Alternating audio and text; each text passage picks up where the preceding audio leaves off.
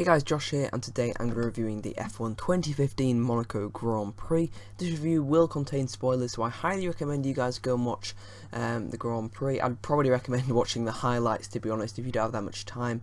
I'd just probably watch, or if you've already recorded the full program, literally just skip through it until the last 15 laps, then just watch, you know, fully from there, because it wasn't the most exciting Grand Prix. In fact, I go as far as say it was the worst ever Monaco Grand Prix had the last 15 laps, you know, not taken place.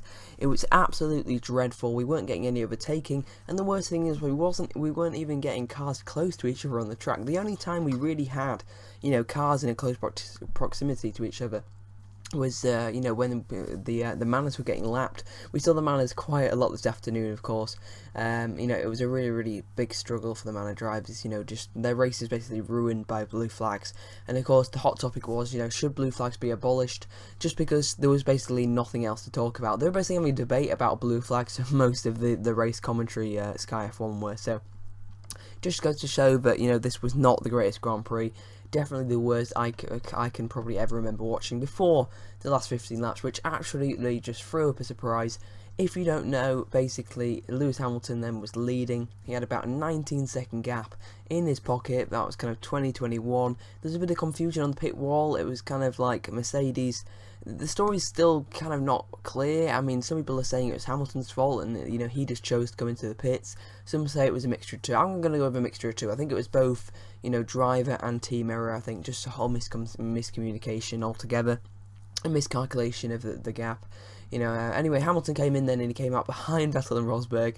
We had about 7 or 8 laps of racing after the safety car went in. Hamilton was unable to pass Vettel and Rosberg. This just proves a fundamental flaw with F1, with the cars from this year, and the fact that cars couldn't get very close to each other. We usually had a 1-2 second gap between each car, not just at the front. I'm not just talking about, you know, Mercedes jetting off into the distance, because really that doesn't really matter. 2014 was a fantastic season. Yeah, we had a dominant team. The problem was that, you know, we're not having this midfield fight which we saw in 2014. You know, Force India getting on the podium, and then, you know, even like in Monza we'd have plenty of overtaking. We've had the Williams coming through the field. If this had been a 2014 race, maybe at a different track, you know, of course, you know, Monaco aside, you know, if this had been a different track with the same grid positions, we'd have seen the Williams, you know, coming through the field, and we'd have seen a lot of different overtaking. We'd have seen the Toro Rosso boys, you know, putting off some worldly moves, but we just can't really see that this season, just because of the you know, the complex front wings are just creating too much of blockade for, you know, just too much dirty air is being created for the you know, the following car. So I really hope they can get this sorted, because it's a major problem. I really like to see something done, you know, mid-season, but it's probably going to be, you know, 2016 or 2017 until this problem gets solved. And it is a major flaw, and it's something that if they took away and fixed it, you know, it could make F1 a lot, you know, more exciting. I mean, everyone's talking about all this refueling and making the cars wider and that, but it's just this thing, if they could just change the front wings so, you know, kind of similar to 2014 or pre-2014. We haven't really seen this problem in a very long time. I guess since pre-2008, where the front wings and the aerodynamics of the car was so complex that cars couldn't follow each other, and it's a bit of a shame that we seem to have reverted back to that. I'm really hoping it's going to be different at Canada. It should be with 2 DRS zones. You know, we should see a lot more overtaking. But if we don't get any overtaking in Canada, that basically proves the fundamental aerodynamics of the F1 2015 cars are certainly flawed. Anyway, let's go through the result then, and driver by driver. Nick Rosberg then won the Grand Prix. You know, did a pretty solid job. I mean, obviously it's probably his worst win ever, but, you know, he still, you know, was there, and he was still less than 20 seconds behind Lewis Hamilton. He was still there to pick up the win, and you know, a valiant effort from him. I mean, you know, like I said, it's not his best win, but so, you know, who cares? It's a win in the end. He kept Sebastian Vettel behind him, which was absolutely crucial, of course. Had Vettel jumped him at the first pit stops, then of course, you know, Vettel would have actually won the race, ironically. But anyway, then Rosberg takes his second win of the season. I'm really hoping this is going to give him a lot of confidence. I really want to see a really good title fight between Rosberg and Hamilton, even better than we saw last year. Sebastian Vettel, of course, as well gains points on Hamilton. Just to keep Vettel in the mix would be really nice. The difference between Vettel this year and Ricciardo last year is that Vettel can actually keep up with the Mercedes. He can actually beat them on genuine pace. Had this been last season, you know, Ricciardo would have probably been you know, 30, 40, maybe even 50 seconds back from the Mercedes, he wouldn't have really come into play. But this year we've got someone who can be there if Mercedes do make the slightest mistake, you know, run wide off the track. Ferrari are going to be there. Last season they run wide off the track. You know, they've only got each other to contend with, but at least now we have a different teams, you know, permanently up there as well. Every single track we've seen Vettel put Mercedes under some pressure, even though, of course, what we've had in Malaysia where we beat, of course, both of them, and I believe, was it China? Yeah, I think he beat Nico Rosberg. Yeah, I think he beat Nico Rosberg. No, he didn't beat Nico Rosberg at China. Sorry, Kimi Raikkonen beat Nico Rosberg at Bahrain, that was it. And then, you know, of course, this race now, I've seen Vettel beat Hamilton. So it's just this little chipping away that, you know, Vettel's doing a really, really great job at doing at. A really good job at. And it's a shame Kimi Raikkonen can't do the same. He finished 6th today, really, really far off the pace. He couldn't keep up with the 2 Red Bulls, really. He did actually manage to get past one of them at the pit stops, but then he was re-overtaken by a very ambitious move from Daniel Ricciardo. It's up to you if, you know, you could say he forced him off the track, it was too forceful, but no action was deemed by the stewards, so in my mind, I think, you know, that was it. The fair and clean move from Daniel Ricciardo. He came home 5th, Danny Kvyat came home 4th, his best result of his career, and of course, his Red Bull racing career as well.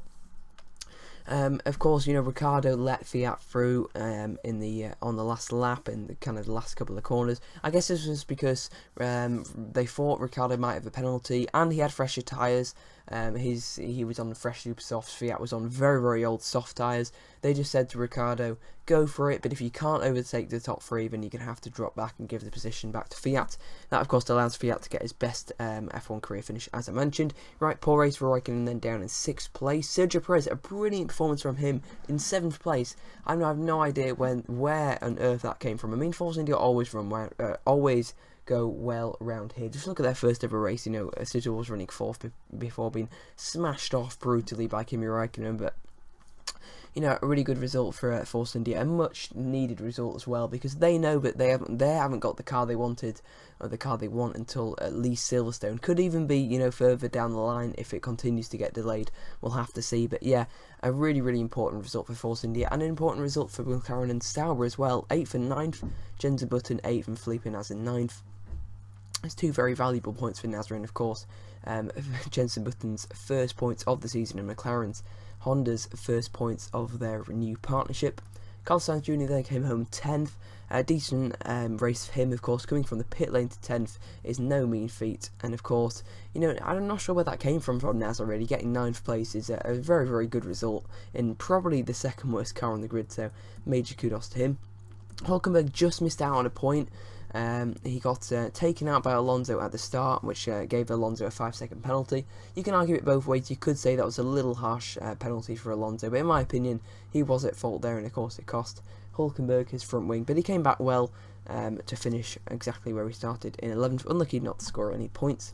Romain Grosjean came home 12th after a huge collision with Max Verstappen on the final few laps. Of course, with about 15 laps to go, Grosjean was running 10th and Verstappen 11th. Would have probably scored points anyway with that contact, but that kind of just, you know, cemented it. Bit of a shame for Lotus, you know, a double non-finish for them after, you know, last few races have been really, really good for them, you know, with points from Grosjean.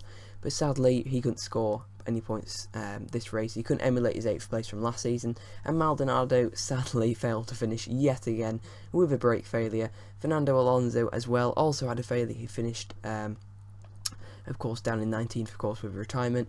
But he probably might have been in the points. It's debatable. I mean, he was on the faster tyre, but he couldn't really close down on his teammate. But that might be because, you know, that was the start of the problem. But yeah, a very, very disappointing race for Fernando Alonso. It's been a disappointing season for him in the whole, from his crash in testing to you know, these last few retirements have been really, really disappointing for the Spaniard. And overall, I'd say Jensen Button has done a much better job for Fernando Alonso. It's going to be, you know, a very high pressure, I think, it's going to be on Fernando Alonso in the second half of the year. When McLaren starts to improve, he's got to be there, because if Button beats him, then there's no reason why, you know, a lot of people might be turning on him, just like they did to Sebastian Vettel, of course, when Ricciardo was thumping him, and we might just see the same, you know, with Button thumping Alonso. Max Verstappen then, as I mentioned, had that contact with Romain Grosjean, a massive crash, and that, you know, resulted in the end to the day's running for Max Verstappen. Murray and Stevens 16th and 17th, Bottas and Massa 14th and 15th. So basically, you know, it's the two Williams and the two Manners, the two sets of back markers really. Awful race for Williams. Massa had contact early on.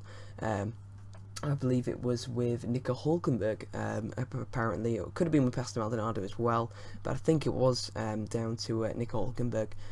Just got squeezed into the wall, gave Massa a puncture, and then Bottas just didn't have the pace really to do absolutely anything. This track really does not suit their car, but Canada does, so they'll be hoping for a much better result. Still, of course, gunning for their first podium of the season. Marcus Ericsson then finished 13th, quite far off his teammate all weekend really, but nothing much he could really do. I mean, after starting 17th, you can't really expect to score points. He was unlucky not to jump up the grid due to people's penalties, but still not a bad effort from Marcus Ericsson. But you know, never race without points is slightly disappointing from Ericsson. You know, he hasn't scored points, I believe, since China, and it was going to be tough for him, I think, to score points for the rest of the season. I didn't really predict that Sauber would score points this weekend, just because they have an awful chassis, but it turned out Nasr did a really good job, and he's got to be one of the drivers of the day. I've got to say, Perez, Button, Nasr, Sainz all did a really good job. Of course, Nico Rosberg did a good job. Of course, Lewis Hamilton did a good job. But maybe that error did maybe cost him. Danny Fiat, of course, a career best 4 for him. Danny Ricciardo with that brilliant move on Kimi Räikkönen, though possibly questionable. I think I'll give the race rating probably a 3 or a 4 out of 10, and then I'd probably say Sergio Perez is the driver of the day. And you guys can leave your opinions then down in the comment section below. I'll see you guys next time. Goodbye.